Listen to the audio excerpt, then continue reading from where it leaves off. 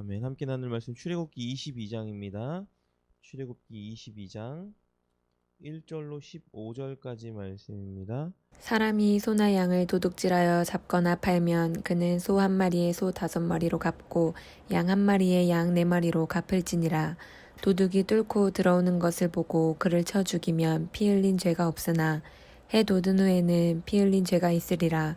도둑은 반드시 배상할 것이나 배상할 것이 없으면 그 몸을 팔아 그 도둑질한 것을 배상할 것이요. 도둑질한 것이 살아 그의 손에 있으면 소나 낙이나 양을 막론하고 갑절을 배상할지니라. 사람이 밭에서나 포도원에서 짐승을 먹이다가 자기의 짐승을 놓아 남의 밭에서 먹게 하면 자기 밭에 가장 좋은 것과 자기 포도원에 가장 좋은 것으로 배상할지니라. 불이 나서 가시나무에 댕겨 낯가리나 거두지 못한 곡식이나 밭을 태우면 불 놓은 자가 반드시 배상할지니라. 사람이 돈이나 물품을 이웃에게 맡겨 지키게 하였다가 그 이웃집에서 도둑을 맞았는데 그 도둑이 잡히면 갑절을 배상할 것이요. 도둑이 잡히지 아니하면 그 집주인이 재판장 앞에 가서 자기가 그 이웃의 물품에 손댄 여부의 조사를 받을 것이며 어떤 잃은 물건, 즉 소나 낙이나 양이나 의복이나 또는 다른 잃은 물건에 대하여 어떤 사람이 이르기를 이것이 그것이라 하면 양편이 재판장 앞에 나아갈 것이요. 재판장이 죄 있다고 하는 자가 그 상대편에게 갑절을 배상할지니라. 사람이 낙이나 소나 양이나 다른 짐승을 이웃에게 맡겨 지키게 하였다가 죽거나 상하거나 끌려가도 본 사람이 없으면 두 사람 사이에 맡은 자가 이웃의 것에 손을 대지 아니하였다고 여호와께 맹세할 것이요. 그 임자는 그대로 믿을 것이며 그 사람은 배상하지 아니하려니와 만일 자기에게서 도둑 맞았으면 그 임자에게 배상할 것이며 만일 찢겼으면 그것을 가져다가 증언할 것이요. 그 찢긴 것에 대하여 배상하지 아니할지니라. 만일 이웃에게 빌려온 것이 그 임자가 함께 있지 아니할 때에 상하거나 죽으면 반드시 배상하려니와 그 임자가 그것과 함께 있었으면 배상하지 아니할지니라. 만일 새낸 것이면 새로 족하니라. 아멘. 감사합니다. 오늘도 우리 가운데 귀한 날 허락해 주시고 이렇게 건강과 또 하나님께 예배할 수 있는 믿음 더해 주시어 하나님 오늘도 말씀으로 기도로 하루를 시작할 수 있도록 축복해 주시니 감사합니다.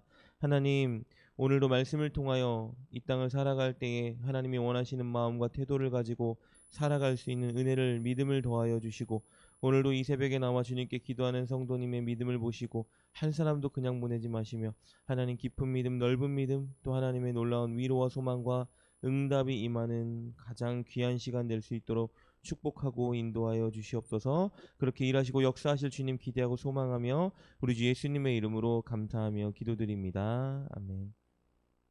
아멘. 오늘 우리가 나눌 말씀 어제 말씀에 이어서 우리 이스라엘 백성들이 한 공동체를 이루며 살아갈 때 서로 지켜야 될 시민법 중에 오늘은 우리 보상법에 대한 이야기입니다. 누군가의 것을 도둑질했을 때 혹은 피해를 입히고 해를 끼쳤을 때 어떻게 보상해야 되는지에 대한 내용이 나와 있습니다. 우리 먼저는 도둑질했을 때 보상하는 방법에 대한 답변입니다. 우리 1절과 4절 말씀을 잠깐 보겠습니다. 1절입니다. 사람이 소나 양을 도둑질하여 잡거나 팔면 그는 소 한 마리에 소 5마리로 갚고 양 한 마리에 양 4마리로 갚을지니라. 4절입니다. 도둑질한 것이 살아 그의 손에 있으면 소나 낙이나 양을 막론하고 갑절을 배상할지니라. 남의 물건을 도둑질했다가 그 물건을 팔았거나 먹었거나 어쨌든지 간에 도둑질한 그 사람에게 이미 없을 때에는 그가 소를 훔쳤으면 소를 5배로 양을 훔쳤으면 양을 4배로 갚아야 했습니다. 당시에 소는 어제 말씀 나눈 것처럼 가장 귀한 동물이자 그들이 가족처럼 여겨졌던 동물이기 때문에 5마리로 양도 그만큼 중요하긴 했지만 그에 비해 약간 중요성이 덜했기 때문에 4배로 갚아야 했다라고 기록되어 있습니다. 그리고 도둑질에 간 사람이 붙잡혔는데 이미 가축이 팔거나 없앤 상태가 아니라 여전히 살아있는 상태라면은 그 가축만 돌려주면 될 것이 아니라 그런 경우에도 그가 가져간 가축도 돌려주고 그에 대한 배를 쳐서 2배를 돌려줘야 했다라는 것입니다. 이것은 단순히 훔쳐간 물질에 대한 보상뿐만이 아니라 훔쳐갔을 때에 훔친당한 사람의 그 마음, 마음 가운데 있었던 그 고난, 아픔, 슬픔에 대한 모든 정신적인 배상까지 하나님께서 의미하고 있다라는 것입니다. 심지어는 도둑이 붙잡혔을 때 이렇게 보상할 만한 재산이 없는 경우에는 자신의 몸까지 팔아서 보상해야 했다라고 오늘 3절 말씀에 기록되어 있습니다. 해 돋은 후에는 피 흘린 죄가 있으리라. 도둑은 반드시 배상할 것이나 배상할 것이 없으면 그 몸을 팔아 도둑질한 것을 배상할 것이요 라고 기록되어 있습니다. 그러니까 이렇게 도둑질을 하다가 혹시나 걸리면 몇 배로 값을 물어야 했고, 심지어는 재산이 없을 경우에는 내 몸을 팔아서까지 보상을 해야 됐다라는 것입니다. 이 법을 통해서 하나님이 이렇게 말씀하시는 것과 똑같겠죠. 절대 도둑질하지 말아라. 도둑질하다 걸리면 끝인 거예요. 그만큼 하나님께서 남의 물건을 귀히 여기고 절대 남의 물건을 이렇게 탐욕을 갖고 도둑질하거나 훔칠 생각을 하지 말라는 경각심을 이 말씀을 통해서 주고 계십니다. 그런데 이 규례 가운데에도 한 가지 중요한 규칙이 있었습니다. 그것은 무엇이냐면 도둑이지만 도둑의 생명도 귀히 여겨줘야 된다. 우리 2절 말씀입니다. 도둑이 뚫고 들어오는 것을 보고 그를 쳐 죽이면 피 흘린 죄가 없으나 3절입니다. 해 돋은 후에는 피 흘린 죄가 있으리라. 집에 있다가 도둑이 들어왔는데 한밤중에 보이지 않아서 위협감을 느껴 그 도둑을 쳤을 때에 그가 죽으면 집주인에게는 아무런 죄가 없는데, 이제 해가 돋은 후에 눈이 잘 보이는 상태에서 도둑이 들어왔을 때 그를 쳐서 죽였을 경우에는 집주인에게도 큰 배상의 책임이 있다라는 것입니다. 이것은 고의성 여부를 판단하는 것인데요. 사람을 칠 때에 여기를 쳤을 때 그가 죽을 걸 알면서도 쳐서 죽였다라면 집주인이어도 도둑을 죽였어도 그에 대한 배상을 해줘야 된다라는 것입니다. 이것은 어제 말씀 나눈 것처럼 하나님이 무엇보다 사람의 생명을 가장 귀히 여기고 있다라는 하나님의 마음을 보여주고 있다라는 것입니다. 오늘 그리고 우리가 나눌 두 번째 보상법은요, 의도치 않게 남의 재산에 피해를 입혔을 때의 보상법입니다. 5절입니다. 사람이 밭에나 포도원에서 짐승을 먹이다가 자기 짐승을 놓아 남의 밭에서 먹게 하면 자기 밭에 가장 좋은 것과 자기 포도원에 가장 좋은 것으로 배상할지니라. 내 가축이 고의가 아닌데 가축이 음식을, 그러니까 농산물을 먹다가 남의 밭을 침범해서 그 밭에 좋은 것들 혹은 나쁜 것이라든지 먹게 됐을 경우에 반드시 주인은 내 밭에 있는 가장 좋은 최상품으로 그에게 배상을 해줘야 된다라는 것입니다. 뭘 의미할까요? 남의 물건도 남의 재산도 내게 있는 것만큼 가장 귀히 여겨야 된다라는 것을 말씀해 주시겠죠. 세 번째는 농사를 짓다가 남의 밭에 불을 지폈을 경우에, 우리가 많이 들어봤죠. 화전농업이라 그러죠. 보통 농사 지을 때에 밭을 다 태워서 그것을 이제 재 같은 것들을 이제 거름 같은 걸로 사용하는 그런 법이라고 하죠. 그렇게 하다가 혹시나 불이 옮겨져서 다른 사람의 밭을 태울 경우에 고의가 아니었음에도 불구하고 그런 일이 생기면 반드시 보상해 줘야 된다는 것입니다. 6절 말씀입니다. 불이 나서 가시나무에 댕겨 낯거리나 거두지 못한 곡식이나 밭을 태우면 불 놓은 자가 반드시 배상할지니라. 우리 이것을 통해서 계속 말씀해 주시는 것은요, 우리가 무엇을 하든지 간에 결코 남에게 피해를 주지 않기 위해서 최선을 다해 예방하고 노력해야 한다라는 것입니다. 왜냐하면 이것이 바로 사랑의 최소 마지노선이기 때문입니다. 오늘 네 번째 법은요, 남의 물건이나 재산을 보관하고 있다가 손해를 끼친 경우에 대한 일입니다. 우리 7절 8절 말씀에 있는 규례인데요. 당시에 은행이 없었기 때문에 어떤 재산이나 물건을 돈을 주고 다른 집에 맡기는 경우도 있었고, 멀리 잠시 어디를 방문해야 되는 일이 생길 때에 이웃 주변에 재산을 맡기는 경우가 있었다라고 합니다. 남의 집에 내 재산을 맡겼는데 그 집에 도둑이 들어서 내 물건을 훔쳐간 경우에 어떻게 내가 입은 손해를 보상받아야 될지에 대한 문제입니다. 먼저는 재산을 훔쳐간 자가, 그 도둑이 잡혔을 경우에는 우리 아까 나눈 것처럼 무조건 몸을 팔아서라도 2배로 배상해야 한다라는 것입니다. 그런데 문제는 도둑이 잡히지 않을 경우에, 그러면 남의 집에 내 재산을 맡긴 사람과 또 맡고 있다가 남의 재산을 도둑질 당한 사람은 도대체 어떻게 이 일을 해결해야 하는가?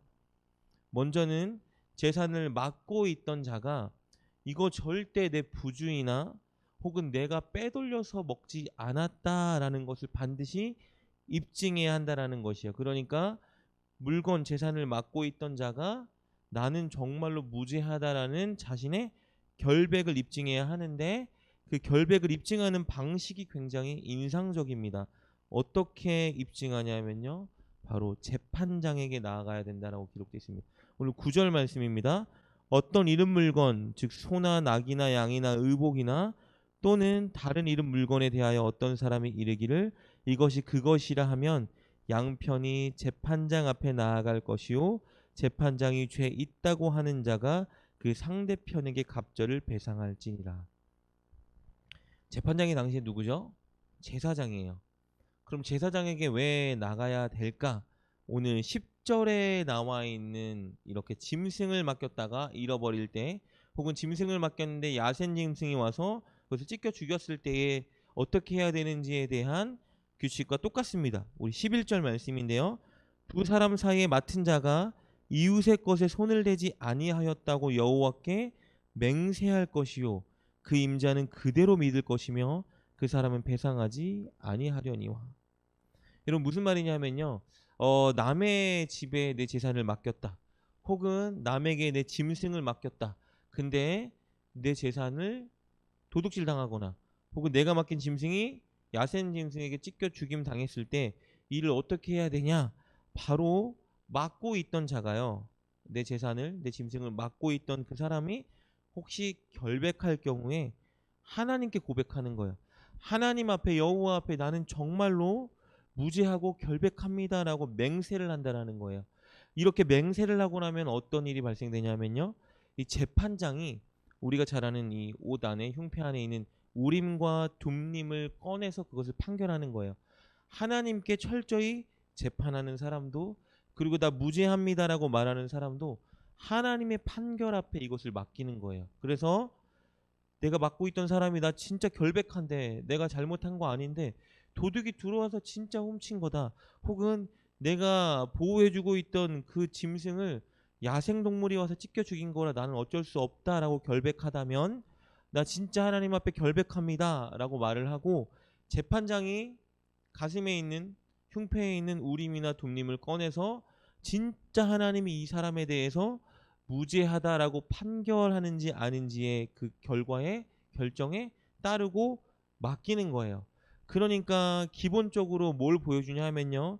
그들 백성들 저변에 어떤 마음이 있어야 되냐 하면 하나님이 살아계시고 다 보고 다 알고 계셔서 정말 공의롭고 정의롭게 판결을 해주신다라는 믿음을 가지고 이 판결 법칙에 맡겨야 된다라는 거예요. 그러니까 법이 없어도 사실은 살아갈 수 있는 사람이 되어야 된다라는 거예요. 뭐를 보고요? 하나님이 늘 나를 보시고 하나님이 다 아시고 하나님이 판결 내려주시는 분이라는 마음과 믿음을 가지고 이 저변의 법칙을 가지고 살아야 한다라는 것입니다. 여러분 이것은 어쩌면 오늘 이 시대를 살아가는 우리에게도 굉장히 동일한 적용되는 말씀 중에 한 가지입니다.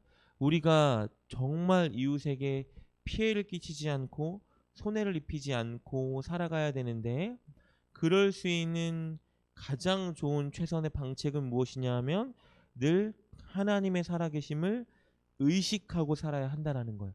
하나님이 살아계신데 그 살아계신 하나님이 나를 보고 계시고 내가 어떤 일을 행했는지 다 알고 계시고 다 판결하시고 그대로 나에게 하나님께서 행해 주신다라는 믿음을 가지고 우리가 살아가야 한다라는 것입니다.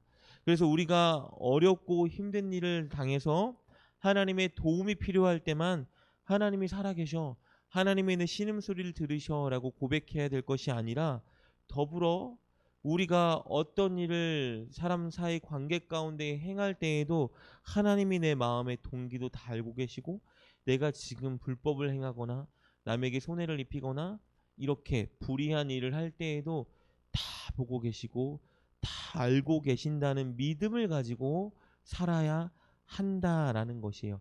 그런 믿음과 시선이 있다라면 우리는 결코 남에게 해를 끼치지 않는 자리에 설 수 있다. 즉 법이 없이도 세상을 살아가는 자가 될 수 있다라는 것입니다. 여러분, 하나님이 우리 가운데 요구하시는 것은요, 우리가 분명히 세상의 법을 지키길 원하세요. 그런데 그 세상의 법은 정말 인생을 살아가는 데 있어 최소한이죠. 우리가 진짜 하나님의 살아계심을 인정하고 의식하고 살아간다라면 이 땅에 살아가는 법은 당연히 그 법이 없어도 지키며 살아갈 수 있을 정도의 높은 윤리적인 도덕적인 삶을 살아가는 자가 바로 우리 그리스도인이 되어야 한다라는 것입니다. 사실 그래서 교회 다니는 사람들은, 하나님을 믿는 사람들은 정말 법이 없이도 살아갈 수 있는 자가 돼야 되고, 많은 사람들이 볼 때에 정말 교회 다니는 사람들은 법 없이도 살아가는 사람들이야 라는 칭송을 마땅히 들어야 되는 자가 되어야 된다는 것입니다. 오늘 하루를 살아갈 때에 먼저는 저와 여러분 인생 가운데 어렵고 힘들고 괴로운 일이 있을 때에 우리를 늘 바라보고 계시고 우리의 신음소리까지도 듣고 계신 하나님을 의식하고 하나님께 맡기는 삶을 사셨으면 좋겠고요. 더불어 우리가 무엇을 하든지 간에 남을 대할 때 혹은 그 사람이 없을 때 그 사람을 평가할 때에도 우리 마음의 동기나 생각이나 행동이 그 사람을 정죄하거나 그 사람을 미워하거나 혹은 그 사람들에게 해를 끼치지 않는 하나님이 원하시는 선한 자리에 설 수 있는 저와 여러분 될 수 있기를 주님의 이름으로 축복합니다. 기도합니다. 하나님 감사합니다. 우리를 구원해 주시고 우리를 주의 백성 삼아 주신 주님, 하나님 오늘도 우리가 살아계신 하나님을 의식하고 하나님을 바라보며 믿음으로 살아갈 수 있게 하여 주시옵소서. 그래, 어렵고 힘든 일이 있을 때에는 주님께 간구하고 기도하는 우리가 되게 도와주시고, 또 남을 대하고 오늘 사람 관계에서 살아갈 때에는 정말 정직하고 공의롭고 바른 삶을 살아가는 우리가 되게 도와주시옵소서. 그래요, 하나님의 좋은 성품, 훌륭한 성품을 우리의 모습을 통해 드러내는 하루가 될 수 있도록 주님 우리와 함께하여 주시고, 오늘 이 새벽에 기도하는 성도님 한 사람도 그냥 보내지 마시고 하나님의 놀랍고 풍성한 은혜와 응답으로 채워주시옵소서. 그렇게 역사하실 주님 기대하고 소망하며 우리 주 예수님의 이름으로 감사하며 기도드립니다. 아멘.